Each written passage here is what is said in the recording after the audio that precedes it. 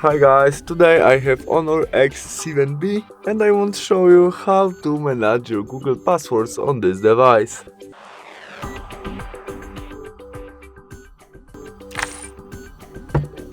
Our first step to do this is from main menu. We must navigate to the Google Chrome, where we press three dots on the right corner and now scroll down to the settings option. In it we look for password manager. There we can turn on or turn off function of save passwords, auto sync, and on we can manage our password which our smartphone remember. We can press there and now we can copy our username, it is email in this case, and our passwords. After we press this icon, our smartphone show us password which remember. We can custom passwords and username in the same style. We tap there and we can write something on delete.